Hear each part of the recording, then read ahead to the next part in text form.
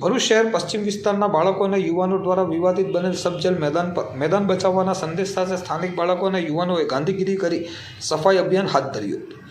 ભરૂચ શહેર પશ્ચિમ વિસ્તારમાં આવેલ અને એકમાત્ર બચેલ પણ છેલ્લા કેટલાક સમયથી જેલ સત્તાધીશોની દિવાલ બનાવવાની કામગીરીના કારણે સબજેલ ગ્રાઉન્ડ વિવાદિત બની રહ્યું છે। આ મેદાન પર આ વિસ્તારના બાળકો તેમજ કેટલીક શાળાના વિદ્યાર્થીઓ પણ રમતગમત પ્રવૃત્તિ માટે ઉપયોગ કરતા હોય છે, પણ છેલ્લા કેટલાક સમયથી સબજેલ મેદાન પર જેલ પ્રશાસન દ્વારા દિવાલ બનાવવાની કામગીરી હાથ ધરવામાં આવતા તેનો વિરોધ કલેક્ટરથી લઈ કોર્ટ સુધી પહોંચ્યો છે।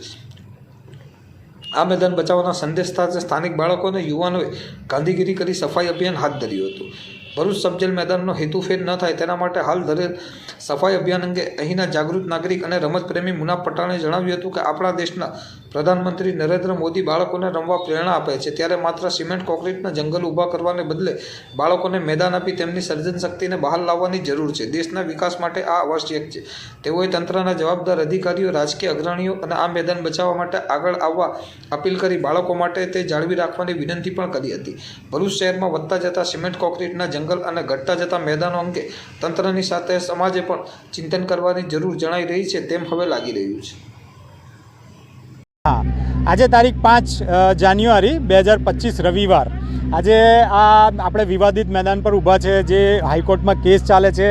હાઈકોર્ટે બાળકોને રમવાનું કહી આપ્યું છે અને બાળકો રમતગમત પ્રત્યે ખૂબ જાગૃત થઈ ગયા છે અને બાળકોએ આજે જબરજસ્ત કામ કરી નાખ્યું। અહીંયા સાફ સફાઈનું અભિયાન છેડી દીધું। સાફ સફાઈના અભિયાનથી સંદેશો આપવા માંગે છે એ લોકો કે ભાઈ તમે બાળકોના રમતગમત મેદાન માટે કેટલા જાગૃત। આ સંદેશો સરકારી અધિકારીઓને સમજો કે સરકારોને સમજો કે પોલિટિકલ પાર્ટીઓને સમજો કે બાળકો માટે શહેરમાં કેટલા રમતગમતના મેદાનો આપવામાં આવે છે અને હોય તે પણ અગર જો છીનવાઈ જતા હોય તો એ દુઃખદ ઘટના કહેવાય। એટલે આ જુઓ, આ બાળકો પોતાના રમતગમત માટે કેટલા જાગૃત છે।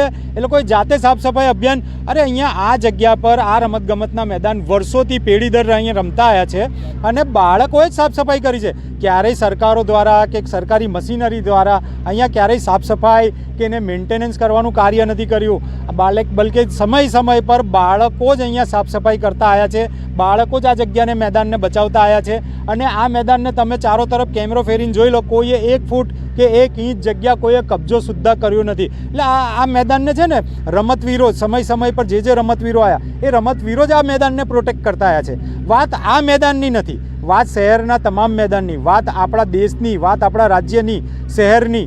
અરે ભાઈ, રમતગમતના મેદાન હશે તો બાળકોનો સર્વાંગી વિકાસ થશે। સર્વાંગી વિકાસ એટલે શું?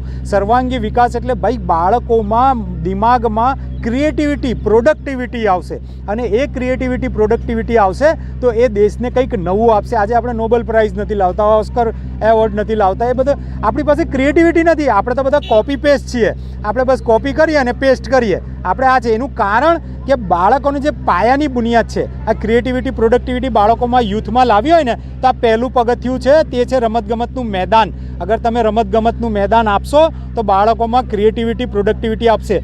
નહીં તો આ તો તમે શહેરને બસ પેલું સિમેન્ટ અને કોન્ક્રીટના જંગલ બનાવીને આપવા માંગો છો। બધે જ કન્સ્ટ્રક્શન કરી દો, બરાબર? ના પાર્ક આપો ના મેદાન આપો।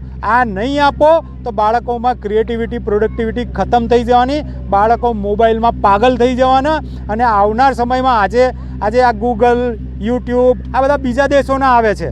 જો ચાઇનાએ કેવી રીતે પોતાને પ્રોટેક્ટ કર્યું છે, આજે આપણો દેશ ક્યાં પ્રોટેક્શનમાં છે? નથી। એનું કારણ જ છે આપણી પાસે ક્રિએટિવિટી, પ્રોડક્ટિવિટી નથી, આપણી પાસે એવા યુથ નથી। હવે આ યુથને બનાવવા માટે આપણે આવા મેદાનો આપવા પડશે। એ લોકો રમશે, કૂદશે અને આપણા પ્રધાનમંત્રી ખુદ આ વસ્તુ માટે ફોર્સ કરે છે કે બાળકો રમે, મેદાન પર જાય ને આજે જરૂરી છે મેદાન પર જવું, એટલે આપણે બાળકોને મેદાન આપવા જરૂરી છે।